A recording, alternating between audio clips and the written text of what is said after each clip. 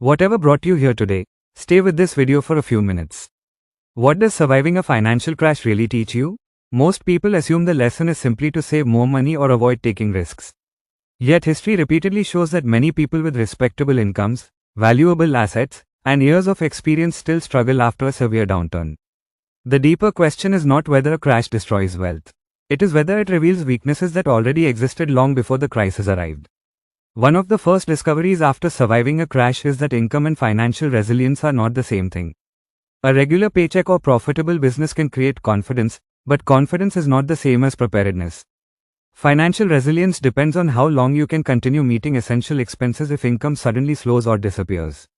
That is why a person with modest earnings, low fixed expenses, and healthy liquidity may recover faster than someone with a much larger income but heavy financial commitments.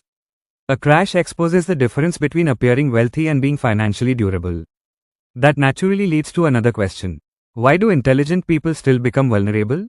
The answer often lies in human psychology rather than mathematics. During long periods of stability, the mind quietly assumes tomorrow will resemble today. Promotions seem likely, customers seem permanent, and investments feel predictable. This tendency encourages larger commitments, greater dependence on a single source of income, and less attention to emergency planning. A crash interrupts those assumptions, forcing people to examine risks they postponed because everyday life appeared comfortable. Another lesson emerges when markets, businesses, or employment become uncertain.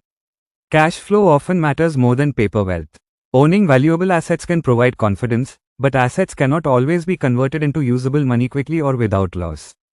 During stressful periods, families are not paying monthly expenses with market valuations. They need accessible resources that keep food on the table, essential bills paid, and difficult decisions unhurried. Surviving a crash teaches that liquidity is not merely a financial concept. It is emotional stability translated into practical action. People also discover that diversification extends beyond investments. Many individuals focus entirely on spreading financial assets while depending on only one profession, one employer, one customer group, or one specialized skill. Modern technology and intelligent automation continue reshaping industries faster than previous generations experienced. A crash combined with technological disruption can reduce demand for familiar work much sooner than expected. Financial resilience therefore includes continuously learning, adapting, and expanding your ability to create value under changing conditions rather than assuming yesterday's expertise guarantees tomorrow's opportunities. Surviving a crash also changes how people evaluate debt. Borrowed money may accelerate progress during prosperous periods, but fixed repayment obligations remain even when income becomes uncertain. That imbalance transforms ordinary financial pressure into emotional pressure. Stress narrows attention, encourages impulsive decisions, and makes long-term planning more difficult. Protecting mental clarity therefore becomes part of financial risk management. The greatest advantage during uncertainty is often the ability to think calmly while others react emotionally. This psychological lesson explains why some people rebuild faster than others. Recovery rarely begins with finding the perfect investment or predicting the exact moment conditions improve. It begins by accepting reality without denial. Honest calculations, disciplined spending, renewed learning, and patient decision-making gradually restore momentum. The people who recover most effectively are often those willing to replace damaged assumptions with better systems rather than waiting for circumstances to return to the past. Ancient wisdom offers a remarkably practical perspective on this process. In the Bhagavad Gita, action guided by duty is valued over attachment to immediate outcomes. Surviving a crash reflects that principle in everyday finance.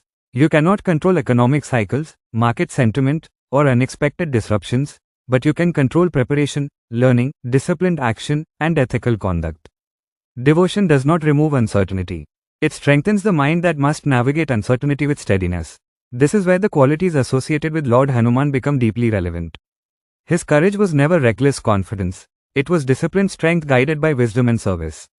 Applied to financial life, that courage means honestly evaluating your financial runway instead of avoiding uncomfortable numbers. It means reducing unnecessary dependence before circumstances force painful choices. It means developing new skills before they become urgent necessities. It means serving others through meaningful work even when recognition is delayed, trusting that sincere effort builds resilience over time.